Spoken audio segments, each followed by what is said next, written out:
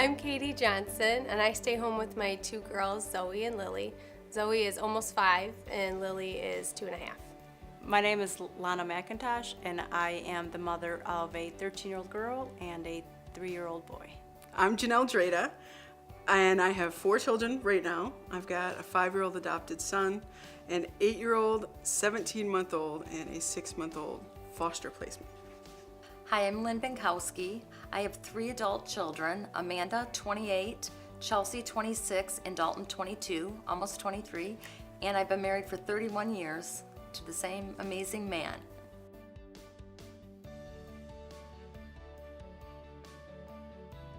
I say right now the most difficult thing is trying to balance the academic and social life of a teenage girl while still being respectful of the restrictions of having a toddler boy.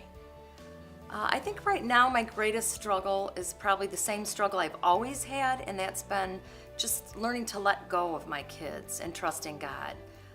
When I don't do that, I tend to internalize all their problems, and then I become a fixer.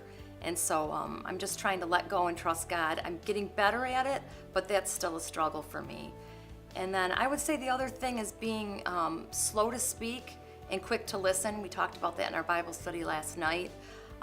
Because when you're a mom of adult kids, you're not really training and molding and shaping them the way you always, the way I'm pretty much done doing that. So I'm learning when to stay still and be quiet and when to speak.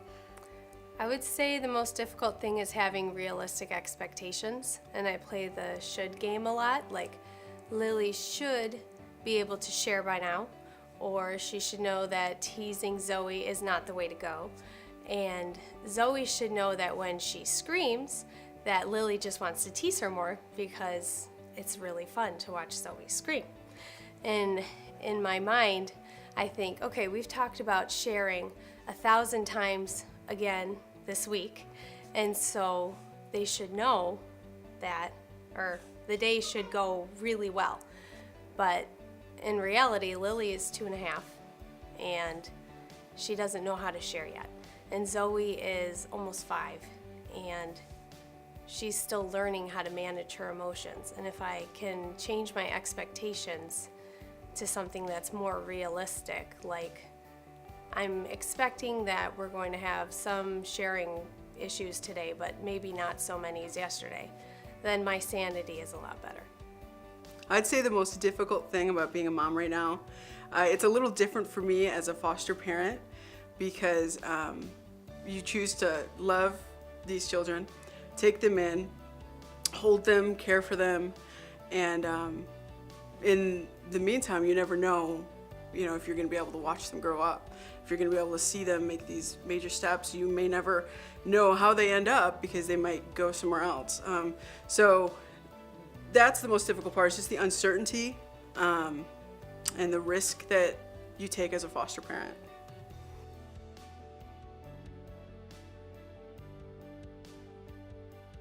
So the most rewarding thing is that my girls are starting to want to serve other people, and I love serving, and watching them try to find opportunities to serve is just so special to me.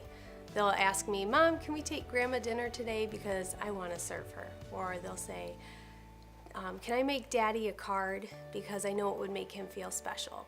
Or, Mommy, I want to serve you, which is the best one.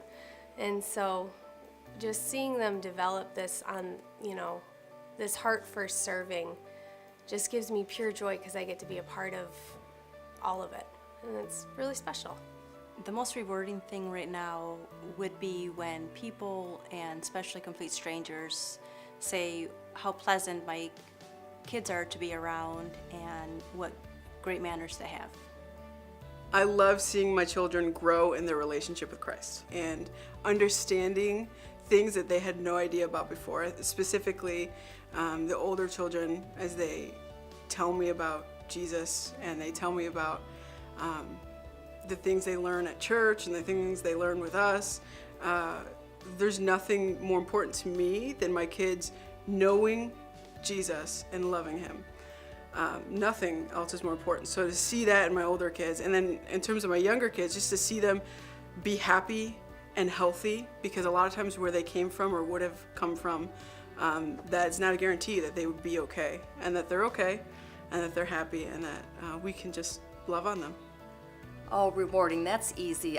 Just watching my kids come into their own as adults has been rewarding for me. Just becoming their own people and being successful. And I think just the other day, for instance, one of my kids said that, Mom, I've got to learn to extend more grace because God gives me so much grace. So when I see those kind of things and hear those kind of things and see them coming into their own as far as spiritually in their spiritual walk, that's the greatest blessing.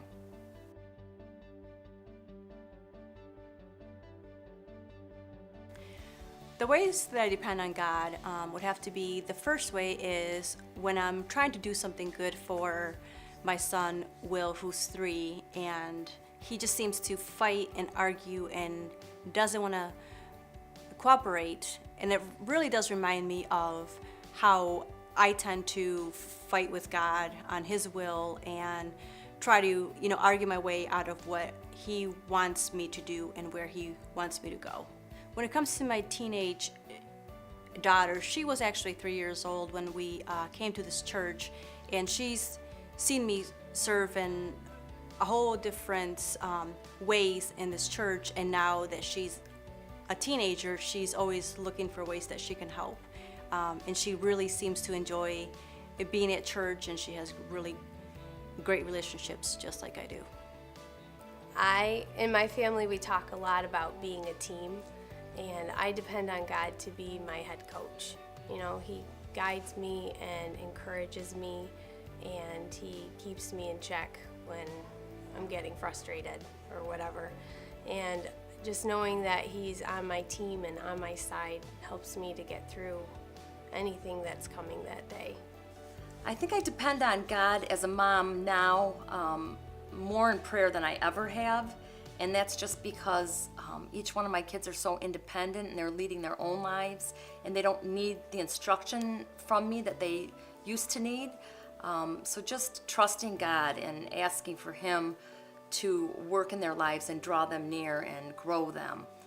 I rely on God to help me continue to take the risks, because without his direction, I wouldn't have the courage to keep doing this. I wouldn't have had the courage to take in any of the children that I've had.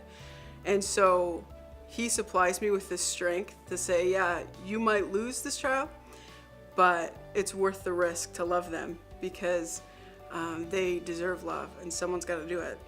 So I rely on God for strength. I mean, just to get through everything you have to as a foster parent, all the court dates, the long nights when you're thinking this isn't my child, but I got to keep going, and you start loving them as your child, and then, we've said goodbye to many of them. And I have to rely on God for every step of it, or else I couldn't do what I do.